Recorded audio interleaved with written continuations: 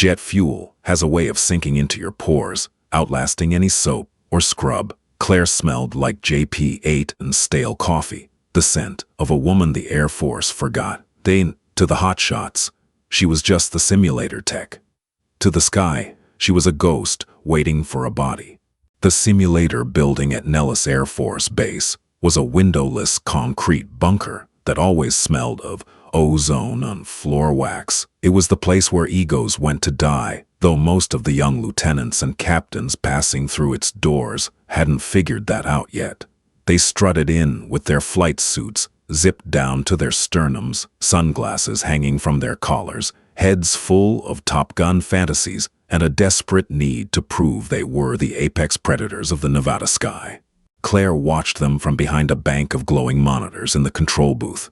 She didn't say much. She hadn't said much in 5 years.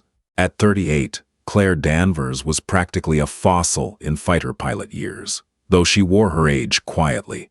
Her brown hair was scraped back into a merciless bun. Her uniform was regulation, ironed flat, devoid of the colorful morale patches the kids liked to wear. She walked with a slight, almost imperceptible drag in her left leg, a souvenir from a bad day over a desert most of these kids couldn't point to on a map. To the squadron, she was just ma'am, the civilian contractor, the button pusher, the quiet woman who handed out the grading sheets and made sure the software didn't crash while they practiced pulling virtual Gs in the $30 million metal pods.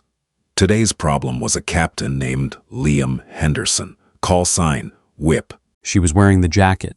It was a standard issue CWU 36P Summer Flyers jacket, or at least it had been, nearly a decade ago. Now, it was a faded, sickly shade of olive drab, bordering on gray. The knit cuffs were severely frayed, hanging on by a few stubborn threads. The brass zipper was bent near the bottom, forcing her to leave it perpetually open. But the most jarring detail was the texture of the back and the right shoulder. The fire-resistant Nomex material was scorched and melted in rigid, shiny patches, making the jacket look like it had survived a blast furnace. Near the collar, a deep, rusted brown stain seeped into the fabric, a permanent shadow that no amount of industrial dry cleaning could scrub out. It was ugly, it was non-regulation, and Rachel never took it off. Through the hazy mirror behind the bar, Rachel watched them approach. 3 young lieutenants, fresh out of pilot training, freshly assigned to the F-35 Lightning II squadrons, and completely high on the fumes of their own simulated invincibility. The one in the center was Tyler Henderson, call sign Apex. Tyler was 24, with a jawline carved from marble and a haircut that probably cost more than Rachel's first car. His flight suit was immaculately tailored, crisp and clean, devoid of a single drop of grease, sweat, or hydraulic fluid. He moved with the loose, rolling swagger of someone who had never been shot at by a weapon larger than a laser tag gun. To Tyler, air combat was a video game played on touchscreens and helmet-mounted displays, launching radar-guided missiles at blips from 20 miles away. He had never seen the whites of an enemy's eyes. He had never smelled burning jet fuel in an enclosed cockpit. Tyler leaned heavily against the bar, right next to Rachel, invading her personal space with the aggressive scent of expensive cologne and peppermint gum. He signaled the bartender with a snap of his fingers. 3 shots of Patron, leave the bottle. Tyler didn't even look at the bartender. His eyes were scanning the room, making sure people were watching him. Rachel shifted slightly, pulling her right arm inward to avoid touching him. The rough melted fabric of her sleeve scraped against the polished mahogany of the bar. The sound was like sandpaper on glass. Tyler stopped. He looked down at the bar, then slowly turned his head to look at Rachel. His eyes traveled up her arm, taking in the frayed cuffs, the melted synthetic fabric, the faded color, and the dark stain at her neck. A smirk tugged at the corner of his mouth. He looked back at his two wingmen. They were already grinning. "Excuse me, ma'am," Tyler said, his voice loud enough to carry over the thumping bass of the music. "I think you took a wrong turn. The enlisted mess hall is 2 blocks down." Rachel didn't blink. She took a slow sip of her drink. The ice clinked against her teeth. She set the glass down. "I'm exactly where I need to be, Lieutenant." Her voice was quiet, a raspy alto that had been permanently roughened by years of breathing pressurized oxygen and swallowing smoke. Tyler leaned in closer, propping his elbow on the bar. "Are you sure? Because you look like you just crawled out of a dumpster behind a surplus store. Did you buy that off a homeless guy on the Vegas Strip?"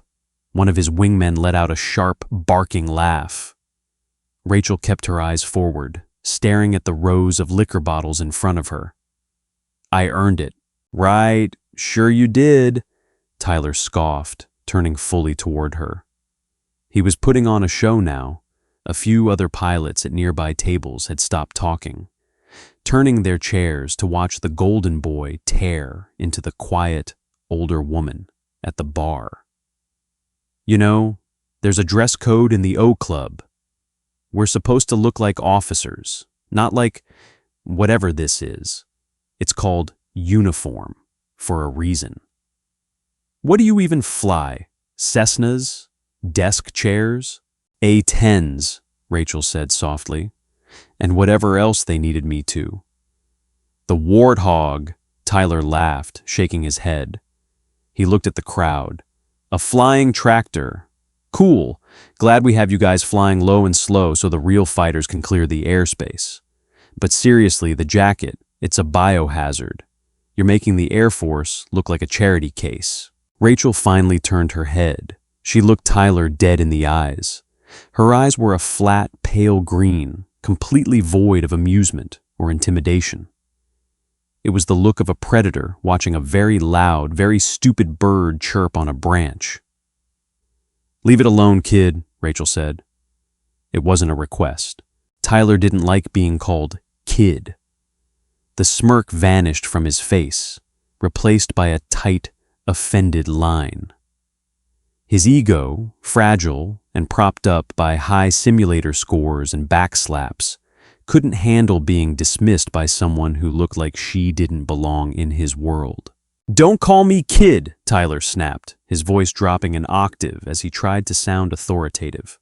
"I'm a first lieutenant, and you are out of uniform. In fact, I don't even see a rank on that piece of garbage you're wearing." He reached out. It happened fast. Tyler extended his hand to grab the right sleeve of her jacket, intending to pull the fabric to inspect it. Before his fingers could even brush the frayed Nomex, Rachel moved. Her left hand snapped out like a coiled spring, her fingers wrapping around Tyler's wrist with the crushing grip of someone who wrestled 30-ton aircraft out of unrecoverable dives. She didn't stand up. She didn't yell. She just stopped his hand mid-air, her thumb digging brutally into the cluster of nerves on the inside of his wrist.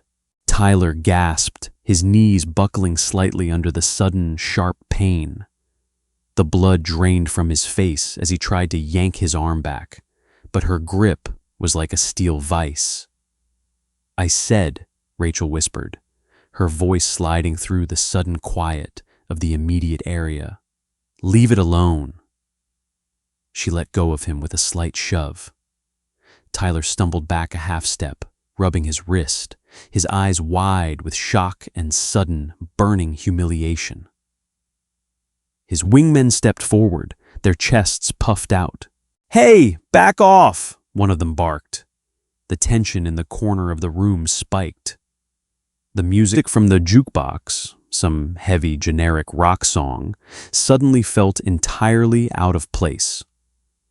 More pilots were watching now. The loud, boisterous energy of the room began to curdle into uncomfortable silence. Tyler, recovering his composure and desperate to save face, pointed an accusing finger at Rachel's right shoulder. "You're unhinged," he sneered, though his voice shook slightly. "And what the hell is that patch anyway? Stolen valor? Because I know every active combat squadron in the Air Force, and that isn't one of them. You bought that online to look tough." Rachel slowly turned her shoulder so the patch was fully visible to him. It was sewn onto the melted fabric of her upper arm. It wasn't a standard brightly colored squadron insignia. It was entirely subdued, black and gray, and half of it was heavily charred. The design was crude, almost primitive. It depicted a cracked hourglass, and inside the glass, instead of sand, were 3 falling bombs. Running diagonally across the hourglass was a jagged, blood-red line. It had no text, no unit number. "You don't know what this is," Rachel said quietly, "because you don't have the clearance to know what this is. And if you're lucky, you never will." Tyler laughed again, a harsh, desperate sound. "Oh, right, top secret, very cool. Let me guess. You're a space shuttle door gunner? Or maybe you just like pretending you've actually done something in your life besides fly circles in the desert." He looked over his shoulder.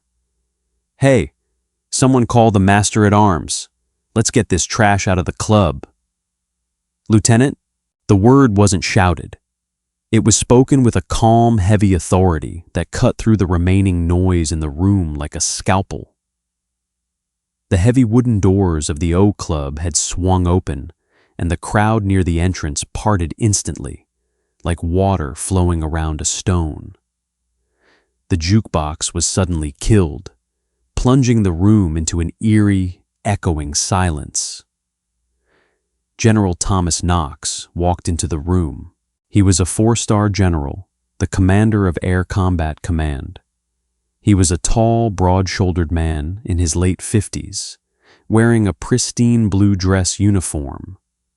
He had silver hair cropped close to his scalp and a face lined with deep, weather-beaten creases. Knox was a legend. He had flown F-15 Sea Eagles during Desert Storm, racking up 3 air-to-air kills. He wasn't a politician in a uniform. He was a war fighter who had survived the meat grinder and climbed his way to the top.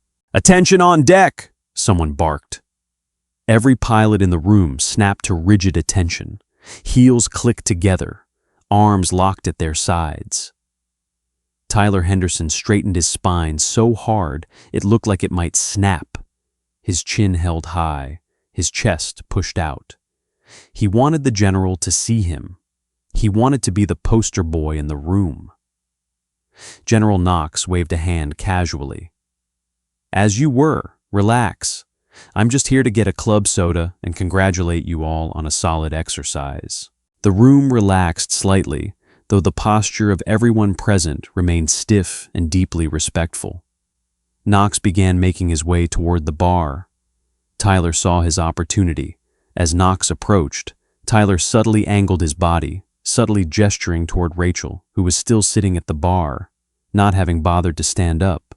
"General, sir," Tyler said, his voice dripping with sycophantic respect.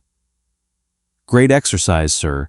We were just addressing a dress code violation here at the bar, making sure the standard is maintained."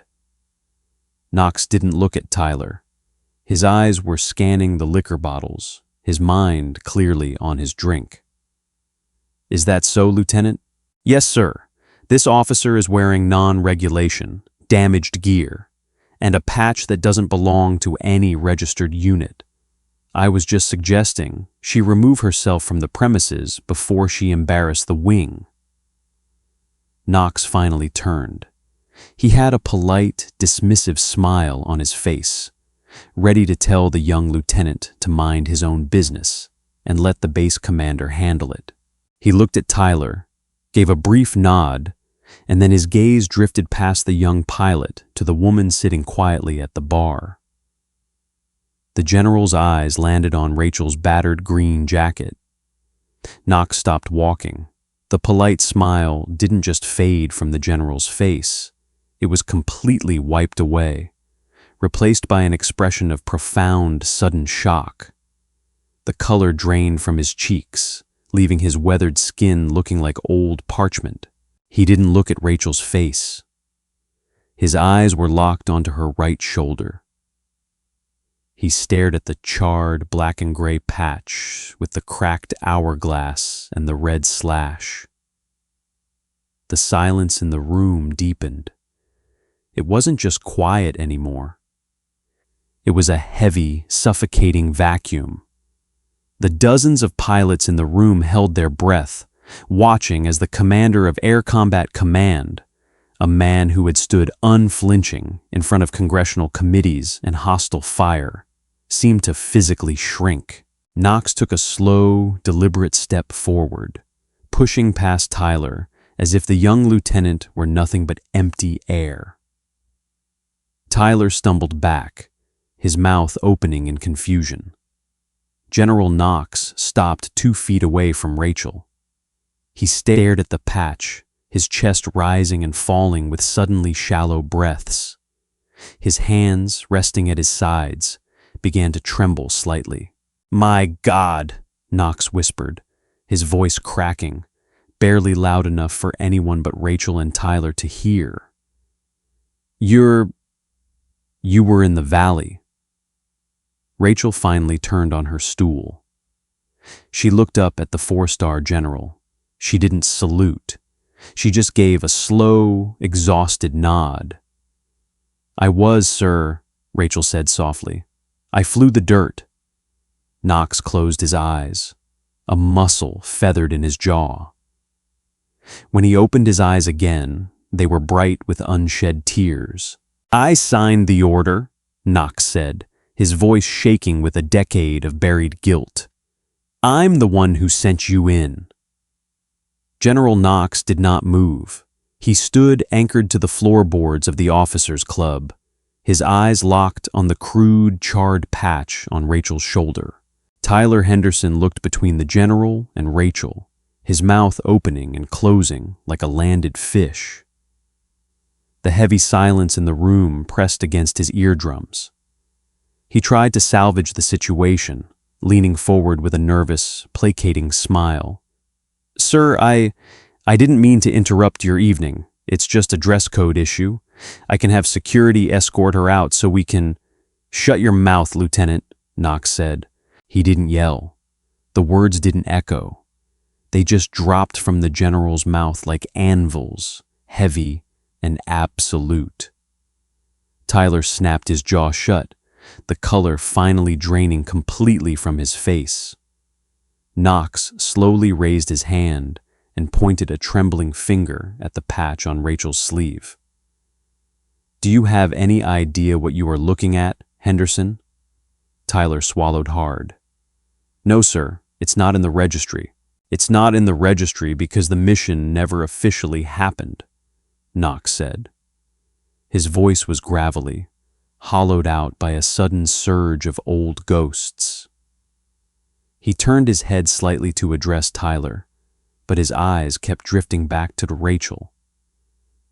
7 years ago, a classified extraction in a mountain pass that didn't have a name, just grid coordinates.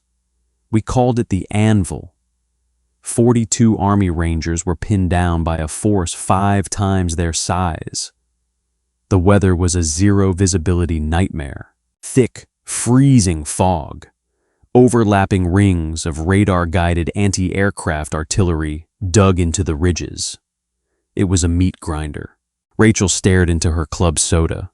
The ice had melted. She could smell it again. The acrid chemical stink of burning insulation wire. The metallic copper scent of her own blood. "I was the theater commander," Knox continued, his voice echoing in the dead quiet room. "I couldn't send helicopters. They would have been shredded before they crossed the ridgeline. Fast movers, F-15s, F-16s, were useless. They couldn't get low enough in the fog to see the targets without flying into the granite. The Rangers were out of ammunition. They were being overrun. They called in their own coordinates for an artillery strike. They were asking to die just to take the enemy with them. Knox paused. He dragged a heavy hand down his face, rubbing his jaw. "I ordered 2 A-10 Warthogs to launch," he said quietly. "A suicide mission. I sent 2 pilots into a blind canyon, packed with ZSU-23-4 anti-aircraft guns, knowing damn well they weren't coming back. I signed the paper. I condemned them to save the Rangers." Tyler looked at Rachel. The smirk was gone, his eyes wide, calculating the math, putting the pieces together. "Lead aircraft was a captain," Knox said, looking directly at Rachel now. "Call sign Stray. Her wingman was Dave Collins. Call sign Bouncer. Bouncer didn't make it past the first ridge. A surface-to-air missile tore his right wing off. He went down in the trees." Rachel closed her eyes. "Mayday, Mayday, lead, I'm hit. Flight controls are gone. Ejectee, static, just empty, hissing static in her headset." Stray kept going, Knox said to the room. The hotshots, the kids who treated air combat like a digital sport, were perfectly still. They were listening to scripture. She dropped into the valley. She was flying 50 feet off the deck in zero visibility fog, dodging mountains using only her radar altimeter and the radio chatter from a bleeding J-tack on the ground. When she found them, she didn't have targeting pods. She didn't have laser designation. She had to fly below the fog line to see. Knox took a step closer to Tyler. As soon as she dropped below the clouds, the entire valley opened up on her. A 23mm high-explosive incendiary round slammed into the right side of her canopy. Knox pointed at the heavy, rusted brown stain on the collar of Rachel's jacket. The canopy shattered. Shrapnel tore through the cockpit and embedded itself in her neck, missed her carotid artery by a fraction of a millimeter. The dashboard caught fire.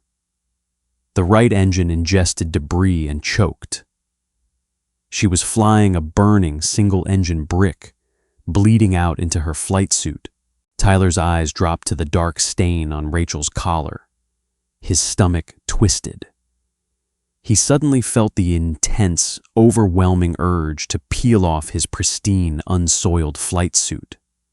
It felt like a costume. "Protocol dictates you pull the ejection handle," Knox said fiercely, his eyes narrowing at Tyler.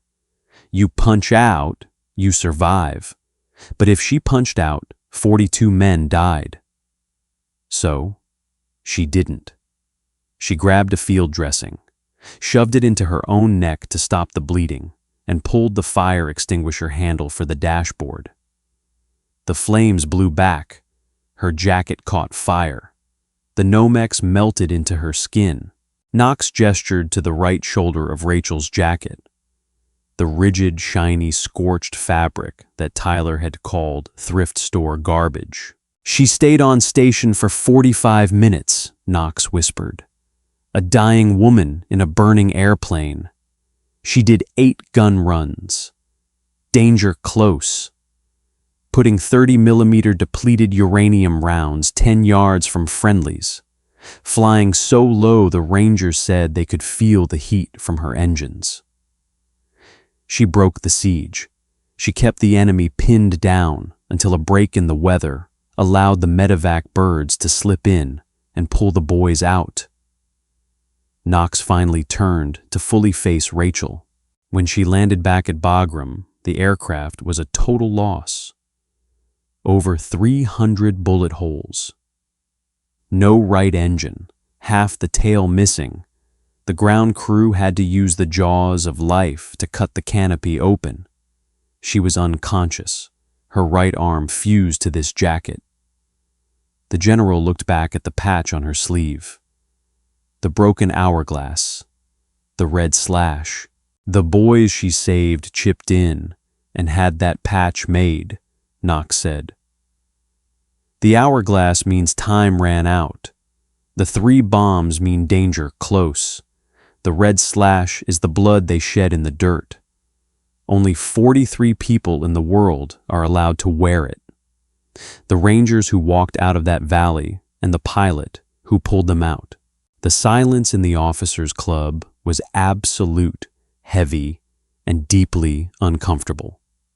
The jukebox in the far corner hummed a low electrical buzz, the neon lights casting long, distorted shadows across the mahogany bar. A lone ceiling fan chopped the stale, bourbon-scented air. The clinking of glasses, the boisterous laughter, the aggressive simulated dogfights, all of it had been erased. Tyler Henderson stood entirely paralyzed.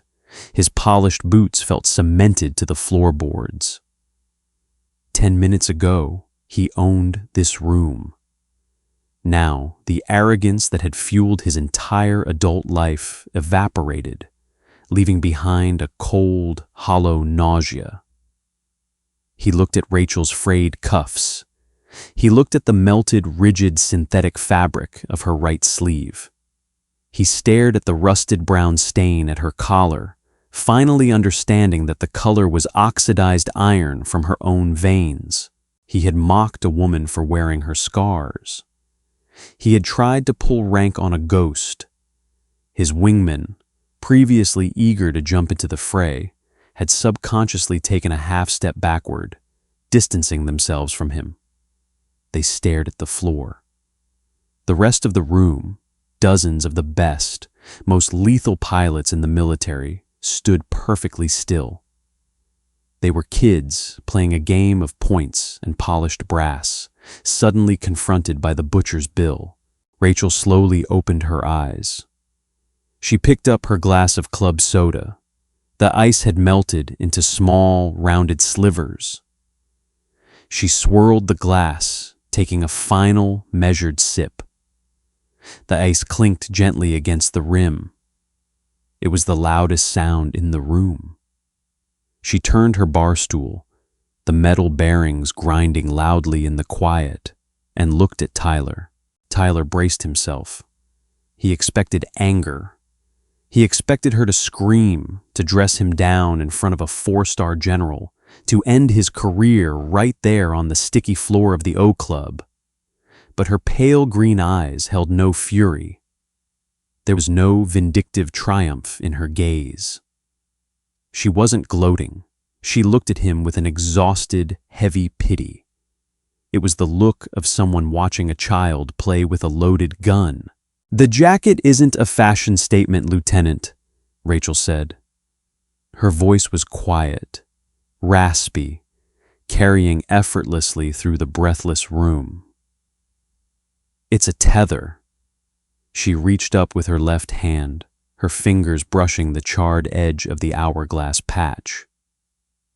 "You fly the F-35, she continued, her tone flat and factual. "You drop ordnance from 30,000 feet. You see a green diamond on a screen, you press a button, and the diamond disappears. You go home. You drink Patron." She leaned forward a fraction of an inch. Tyler instinctively shrank back. But sometimes the screen goes dark. Sometimes the data link fails.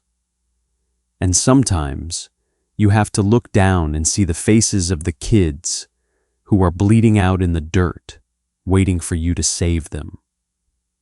When that day comes, Lieutenant, and you feel the aircraft burning around you, you're going to wish you had something that reminds you to stay in the seat.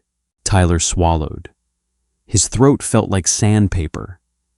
He tried to speak. He wanted to apologize, to say something that would shrink him down to an invisible point and let him fall through the floorboards. "Ma'am, I didn't..." Rachel looked away, dismissing him entirely. The conversation was over. She stood up. Her scuffed flight boots clicked against the brass footrail. She turned to face General Knox.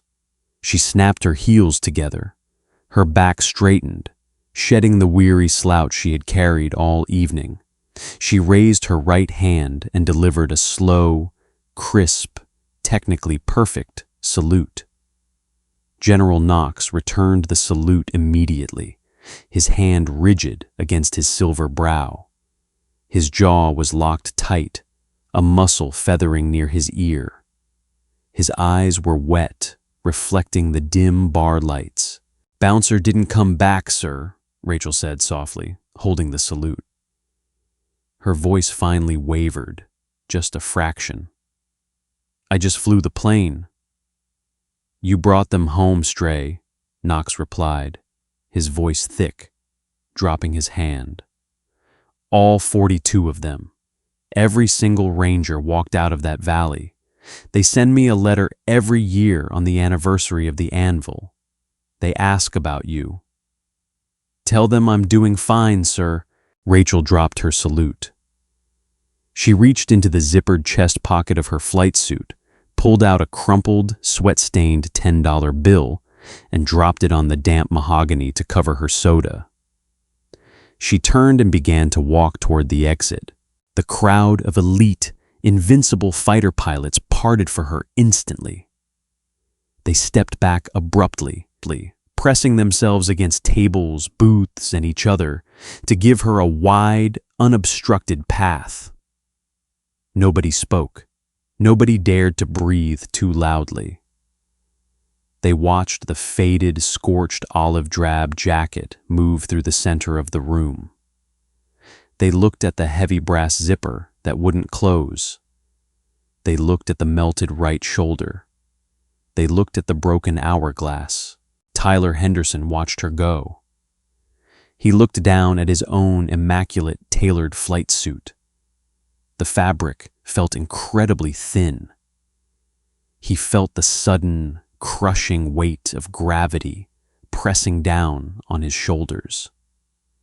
He realized, with absolute, terrifying certainty, that he knew nothing about flying. He knew nothing about war. He knew absolutely nothing about the actual cost of wearing the uniform he took so much pride in. Rachel reached the heavy wooden double doors of the O Club. She pushed them open with her good arm.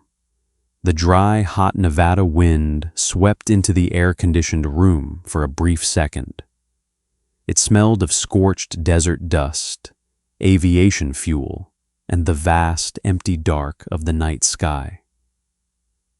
Then the heavy doors swung shut behind her, the latch clicking firmly into place, leaving the hotshots to sit in the quiet, suffocating wreckage of their own egos. Stories like Rachel's remind us that true courage isn't loud, flashy, or pristine. The heaviest sacrifices are often hidden behind quiet scars and battered gear. If this story of the unsung heroes who bleed for the mission moved you, please hit that like button and share it with someone who needs to hear it. Don't forget to subscribe to the channel for more deeply human, grounded stories from the front lines. What did you think of General Knox's reaction? Let me know in the comments below.